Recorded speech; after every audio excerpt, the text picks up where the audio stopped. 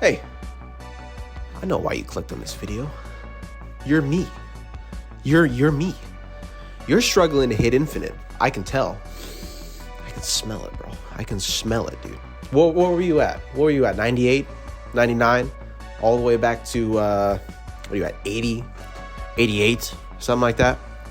I understand, man. I understand. It sucks. You probably got tilted and quit, and you're on YouTube right now trying to figure out what deck to play that just wins. And I'm going to help you, because this deck, this Hela deck right here, okay? Got me to infinite, just consistent climbing 1 cubers, 2 cubers, some 4, some 8, you know. But don't let anybody put you down. Don't let anybody put you down by playing a Hela deck and saying, oh, it's broken. Hela's not broken, dog. Man, Hela is not broken. Okay, there are so many other stupid, crazy decks out there that were broken and are still doing very good, even after some nerfs, right? So Hela was horribly not consistent, or just not consistent. But now with the blade changes and all the cool discard stuff that's coming out, she's way more consistent, right?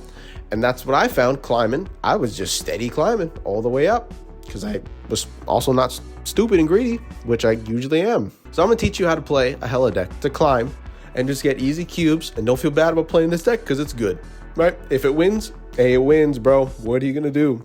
On to the deck guide. Skip that shit. Turn 2. If you have the nut hand, right?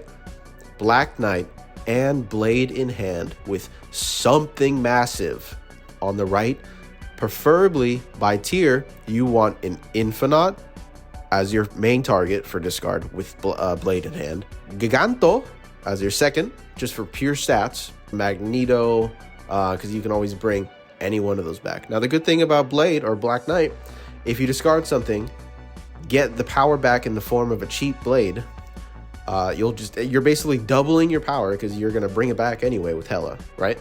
But that's the god hand on turn 2. If you can have Black Knight, blade, play them out at the same time, remember the order, hit Infinite, bro, you be snapping on them, snap on them, bro, okay? If you have that, you're snowballing to the end of the game and you're in a good spot.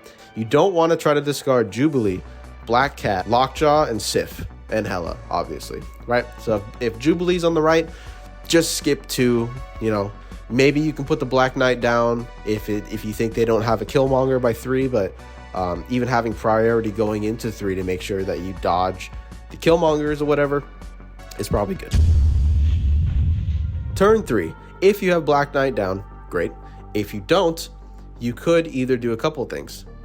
Lockjaw, if you have Hela in hand, is the key. I see a lot of people lockjawing and then putting a card in there, and then their Hela gets brought back with nothing, and then they just bricked. They're done, right?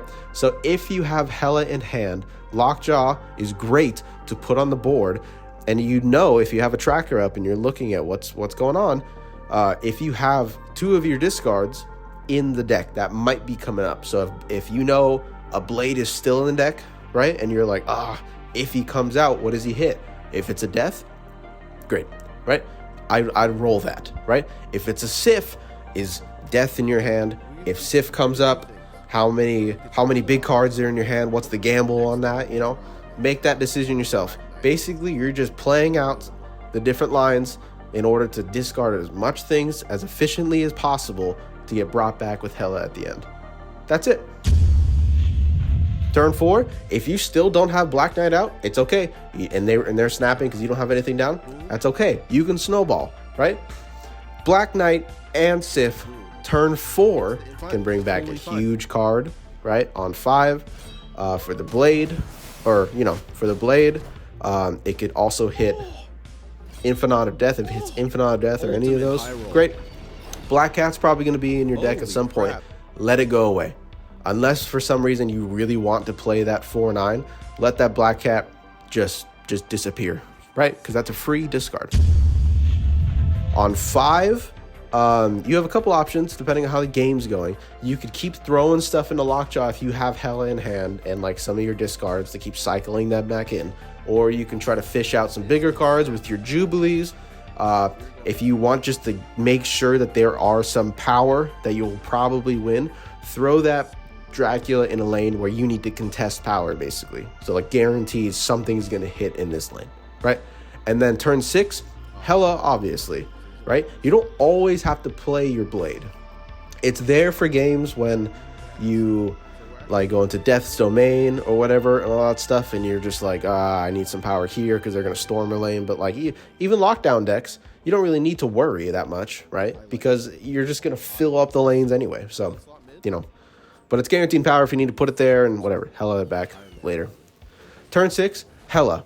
Now, this is where it's important to have a tracker out, because if you want to Hela into a free lockjaw lane, that is going to bring back either a 50-50 chance or a 1 out of 3, or maybe you see the card that it's going to bring back and you can calculate whether it's going to let you win the game.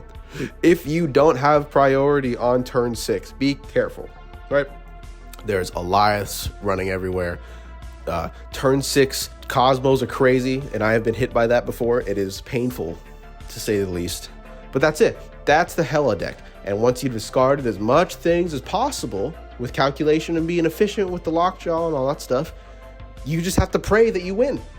And more than likely, enough power output is going to come, and disruption with Magneto if you've discarded him, like for Miss Marvel decks.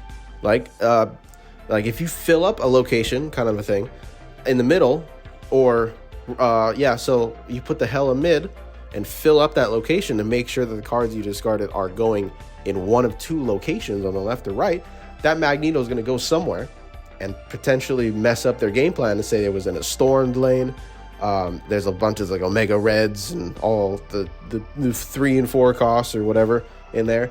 Miss Marvel will get pulled, mess up their power output and everything like that. So Magneto is great in this deck. But yeah, that's kind of it. I mean, I don't really know what else to say. That's the Hela deck. And that's kind of it. That's the whole Hela deck. I wish you the best of luck. I want to hear stories. I want you to show me your crazy Hela pop-offs by sending it to this. Send it to this. I'll make a little compilation or something like that. If this helped you in climbing, like the video, subscribe for more. Yeah, I stream on Twitch. Probably going to be live cooking up some more discard Corvus Glaive stuff. Yeah, that's kind of it. Thank you guys again.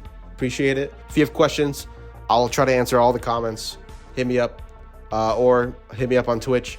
I'll come answer some stuff. I'll be live when this video goes live. Yeah.